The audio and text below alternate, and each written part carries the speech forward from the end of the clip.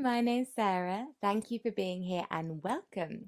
Now, I hope you're feeling happy, healthy, raring to go. It's good to have you with me. So, I hope you've seen my first two videos. I have, in fact, started Behind a Mask by Louisa May Alcott, which is our first book in the series that I'm going to be creating. So, hopefully, you are up to date, but if not, I'll give a little introduction. So, all that's happened so far is we've been introduced to the main family and they are having a governess start with them. So they've all kind of given their opinions on how they feel about having a governess, but now she's entered the house and we're just kind of getting to know her and the family dynamic. So far, so good. They haven't been cruel to her like in The Sound of Music. I always remember that film because I used to watch it with my nan. I remember when they used to put the pine cone and the frog in her pocket and stuff. So that hasn't happened yet. But that kind of trickery does remind me of when I was at school, because there was a class in my school, not my class, obviously. There was a class in my school that I remember did get up to crazy mischief. And there was one time they took all of their desks and chairs and everything out of the classroom and set up their classroom out in the school fields. So the teacher obviously got to an empty room and then saw them sat in the field. There was another time that the teacher got locked in the cupboard for quite a long time, I think. But then there was this trick that happened in another school, but on the last day of term. So I think it was like one of the year 11 students on their last day. And basically, they lived on a farm. Well, this student lived on a farm. So he brought three pigs into the school and he painted on the pigs numbers 1, 2, and 4. And he set the pigs off in the school. Well, I think they might have been piglets, but set them off in the school. So obviously there was chaos with these pigs running around the school.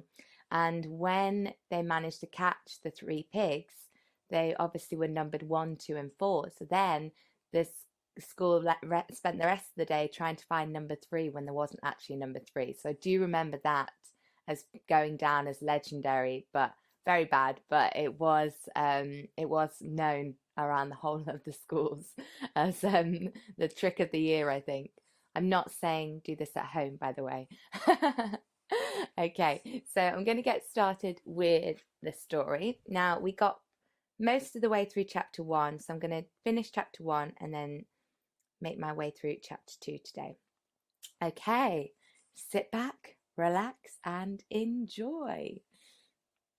Edward pulled a chair up to the table and made merry over his mishaps, while Mrs. Muir performed a little task with a skill and grace that made it pleasant to watch her.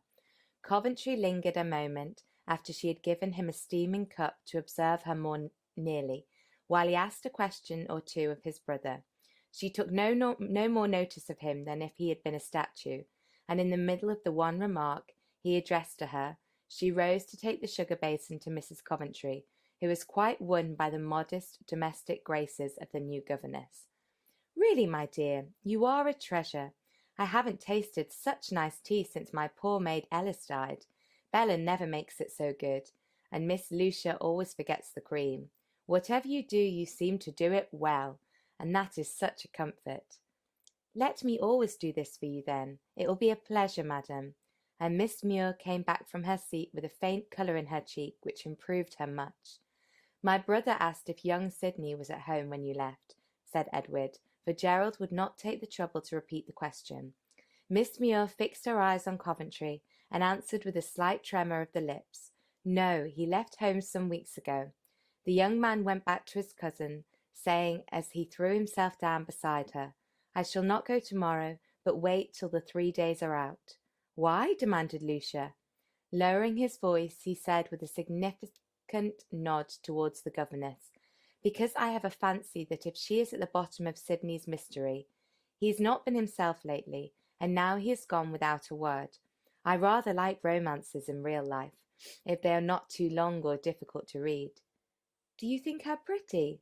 "Oh, far from it. Most uncanny little specimen." "Then why fancy Sidney loves her?" "He is an oddity, and likes sensations and things of that sort." "What do you mean, Gerald?" "Get the Muir to look at you, as she did at me, and you will understand. Will you have another cup, Juno?" "Yes, please." She'd like to have him wait upon her, for he did it to no other woman except his mother. Before he could slowly rise, Miss Muir glided to them with another cup on the salver, and as Lucia took it with a cold nod, the girl said under her breath, "I think it honest to tell you that I possess a quick ear, and cannot help hearing what is said anywhere in the room. What you say of me is of no consequence, but you may speak of things when you prefer I should not hear. Therefore allow me to warn you." And she was gone again as noiselessly as she came. "How do you like that?" whispered Coventry, as his cousin sat looking after the girl with a disturbed expression. "What an uncomfortable creature to have in the house. I'm very sorry I urged her coming, for your mother has taken a fancy to her, and it will be hard to get rid of her," said Lucia, half angry, half amused. "Hush! She hears every word you say. I know it by the expression of her face, for Ned is talking about horses, and she looks as haughty as ever you did, and that is saying much. Faith, this is getting interesting. Hark, she is speaking. I want to hear." And Lucia laid her hand on her cousin's lips. He kissed it, and then idly amused himself with turning the rings to and fro from the slender fingers. "I have been in France several years, madam, but my friend died, and I came back to be with Lady Sydney till—" Muir paused an instant, then added slowly, "till I fell ill. It was a contagious fever, so I went off on my own accord to the hospital, not wishing to endanger her." "Very right, but are you sure there's no danger of infection now?" asked Mrs. Coventry anxiously. "None, I assure you. I have been well for some time, but did not leave because I preferred to stay there, then returned to Lady Sydney." "No quarrel, I hope, no trouble of any kind?" "No quarrel, but well, why not? You have the right to know, and I will not make a foolish mystery out of a very simple thing. As your family only is present, I may tell the truth. I did not go back on the young gentleman's account. Please ask no more." "Ah, I see. Quite prudent and proper, Miss Muir. I shall never allude to it again. Thank you for your frankness. Bella, you will be careful not to mention this young friend's girl's gossip sadly, and it would annoy Lady Sydney beyond everything to have this talked of." "Very neighbourly of Lady S. to send the dangerous young lady here, where there are two young gentlemen to be captivated. I wonder why she didn't keep Sydney after she'd caught him," murmured Coventry to his cousin. "Because she had the utmost contempt for a titled fool." Miss Muir dropped the words almost into his ear, as she bent to take her shawl from the sofa corner. "How the deuce did she get there?" ejaculated Coventry, looking as if he had received another sensation. "Whew! She has spirit, though, and upon my word I pity Sydney, if he did try to dazzle her, for he must have got a splendid dismissal. Come and play billiards. You promised, and I hold you to your word," said Lucia, rising with the decision, for Gerald was showing too much interest in another suit, Miss Beaufort. "I am, as ever, your most devoted. My mother is a charming woman, but I find our evening parties slightly dull, when only my own family are present. Good night, mamma." He shook hands with his mother, whose pride and idol he was, and with a comprehensive nod to the others, strolled after his cousin. "Now they are gone, we can be quite cosy and talk things over, for I don't mind Ned any more than I do his dog," said Bella, settling herself on her mother's footstool. "I merely wish to say, Miss Muir, that my daughter has never had a governess, and is sadly backward for a girl of 16. I want you to pass the mornings with her, and get her on as rapidly as possible. In the afternoon you will walk or drive with her, and in the evening sit with us here, if you like, or amuse yourself as you please. While in the country we are very quiet, for I cannot bear much company, and when my sons want gaiety they go away for it. Miss Beaufort oversees the servants, and takes my place as far as possible. I am very delicate, and keep my room till evening, except for an airing at noon. We will try each other for a month, and hope we shall get on quite comfortably together. I shall do my best, madam." One would not have it believed that the meek, spiritless voice which uttered these words was the same that had startled Coventry a few minutes before, nor that the pale, patient face could ever have kindled with such sudden fire as that which looked over Miss Muir's shoulder when she answered her young host's speech. Edward thought within himself, "Poor little woman! She's had a hard life. We will try and make it easier while she's here," and began his charitable work by suggesting she might be tired. She acknowledged she was, and Bella led her right away to a bright, cosy room where the pretty little speech and a good-night kiss she left. When alone, Miss Muir's conduct was decidedly peculiar. Her first act was to clench her hands and mutter between her teeth with passionate force, "I'll not fail again, if there's power in a woman, wit and will." She stood a moment motionless, with an expression of almost feared disdain on her face. Then she shook her clenched hand, as if menacing some unseen enemy.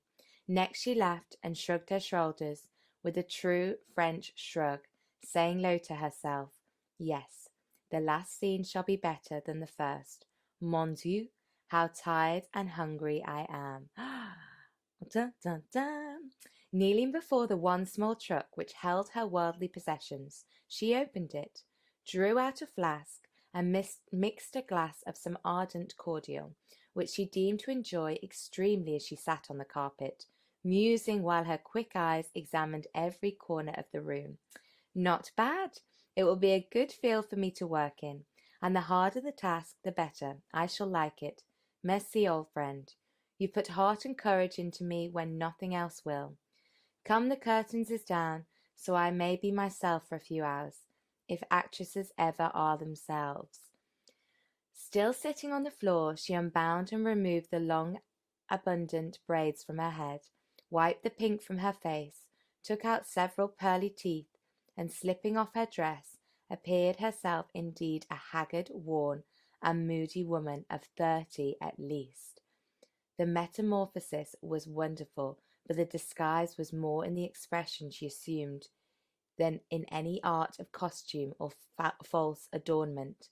Now she was alone, and her mobile features settled into their natural expression, weary, hard, bitter.